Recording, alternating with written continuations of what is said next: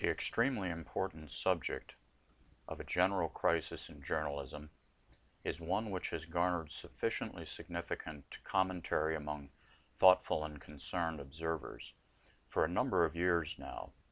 So, noting that the considerations that I intend to explore in the following introductory comments will expand on this emphasis should not itself be too striking.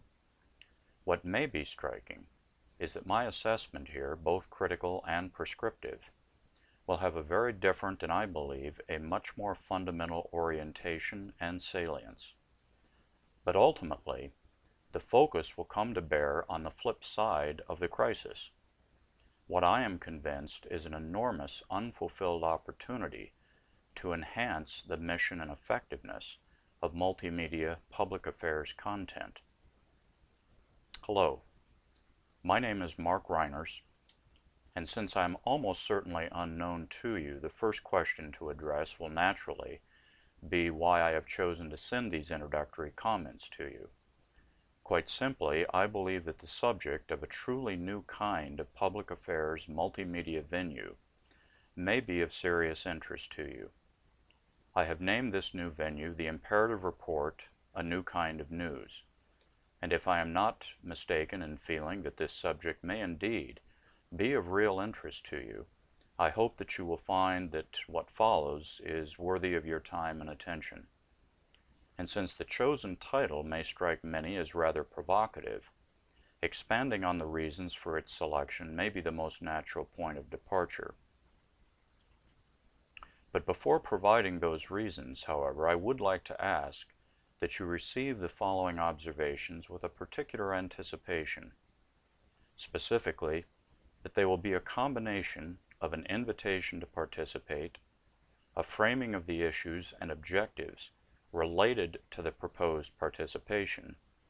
and a kind of miniature media manifesto. And since I am going to try to cover a lot of ground, I've decided to break up these comments into a series of recording segments of roughly 20 minutes each. So given that, I will go ahead and dive right in. Until the recent 2016 election cycle,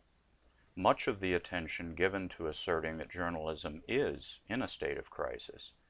has largely been focused on the disintermediating effects that the internet and general digitizing of media and its distribution has had on the conventional advertising and subscription business models of especially the newspaper segment of the journalistic universe. With the especially tumultuous and contentious nature of the 2016 election cycle, recognition that the dimensions of journalistic crisis extend far beyond just digital disintermediation and business models, and deeply into the nature and content of coverage, or all too frequently, the relative or absolute lack thereof in the case of candidates or issues offering less rating sizzle, even when offering much more in terms of policy specificity and substance, has become much more pervasively recognized. While there are many aspects of what has and may yet emerge in the wake of this election that are deeply troubling and anything but trivial from the standpoint of both governance and journalism, I am choosing not to take the bait of expending any serious effort here of adding to that cacophony. The reason is simple.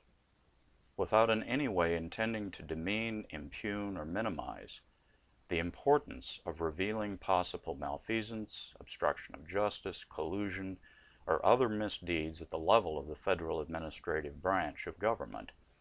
if one stands back from the distasteful circus atmosphere surrounding so much of the tribal pro and con mass media coverage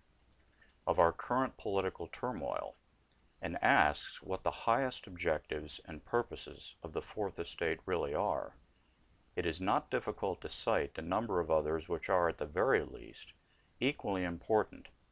for serving an open democratic society, and for which a very strong argument might be made that they are even more important, perhaps much more so. And to anyone with a reasonably well-informed perspective on the scale, severity, and complexity of the many issues confronting us most in need of sober, focused, sustained, and responsible governance, this circus atmosphere is likely to strike them as deeply grating and much more of an affront than merely distasteful. Further, an equally strong case could also be made that it is these other higher objectives and purposes of the Fourth Estate which are being grossly underserved amid the circus. Redressing this gross imbalance is what the Imperative Report is conceived to achieve, and it is animated every bit as much by the conviction that there is an enormously exciting overlooked opportunity associated with doing so, as it is out of a sense of sober concern. In short, it is well past time to suggest that assessing and proactively addressing the real crisis of the Fourth Estate demands consideration of factors and perspectives much more substantive and visionary as both critique and prescription than are even hinted at by gorging on a diet of what is provided by the circus. That said, a common rationale of the mass media venues for the inflated contention and infotainment-tainted content orientation of their productions is that they're merely giving the public what it wants. But the growing backlash surge of citizen activism and organizing emerging in response to this low water mark in our politics, policies, and media suggests that they may be guilty of a very serious underestimation of the size of another public, a growing public with an inconvenient appetite for real substance in their sources of public affairs content. If that is the case, it is a major opportunity that the Imperative Report is conceived to serve. And it begs this question: if the present condition of the Fourth Estate is truly one of a crisis, transcending the factors of digitalization and business models, what is its nature, and what are the broader and more fundamental reasons to feel that it is failing the crucial,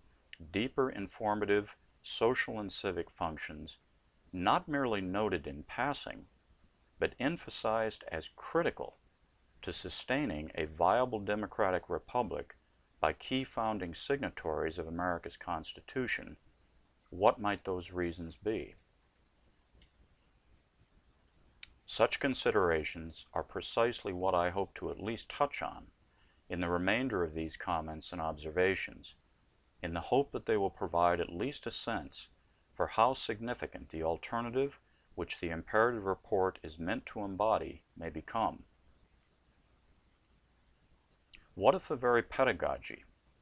and not merely the practices of even the best of conventional multimedia journalism, conceals a deeper and more fundamentally problematic operational assumptions, not merely about what to cover, but about how to define the framing rationales and decisions regarding what should warrant coverage? This is not merely what I propose to suggest, but further will convey some of the vision defining a new public affairs media venue designed to correct the problems I will briefly seek to outline here. Thankfully, recent years have also seen growing evidence of challenges to the misplaced complacency about and deep oversights in the pedagogy and practice of multimedia journalism that I am hinting at. As noted by JLab Executive Director Jan Schaefer, factors such as, quote, stenographic false equivalencies, conflict framing, bipolarity that masquerades as balance, unquote, are finally being recognized as deep deficiencies. Similarly, the first inklings of what is sometimes called solutions journalism have begun to emerge. These are an important and constructive start, but the intent and objectives of the new venue I am contacting you about, which again I have entitled the Imperative Report, A New Kind of News, sees recognition and correction of these specific generic deficiencies as only a start. it sees a much greater challenge to and opportunity to transcend conventional multimedia journalism in a cluster of other factors which seem to be so ingrained in conventional journalistic practice as to effectively be little more than a barely conscious and routine reflex. What might those factors be? As if hiding in plain sight, perhaps both the most obvious and the most insidious of these would be that of topicality. That is, reportage which is generally very short-term in nature, especially now in the often frenzied 24/7 social media and Twitterverse-driven news cycle. Topical reporting tends to be almost universally reactive in nature, as opposed to having an anticipatory orientation with a deeper and broader thematic contextual framing, and B, also almost universally episodic or incident-oriented, often with some crisis and/or muckraking motivation as part of the focus. And very closely associated with these factors is one of enormous importance in the context of the much broader vision informing the imperative report, but one which is so rarely referenced that it seems to be almost invisible, in spite of being ever present and also very much in plain sight. Namely, absence of sustained coverage, or absence of continuity of coverage. Each of these might seem to be so natural, if not inevitable, to those acclimated to conventional journalistic practice that the mere suggestion that something about them might be amiss is likely to seem at least puzzling, if not heretical, to make them quizzically wonder what the alternative is and why would it even be relevant. So let's take a moment to accept the challenge of that tacit question and try to provide some illumination. Doing so would help clarify what will distinguish the imperative report and why that matters. To do so, first a little context may be helpful. To be continued.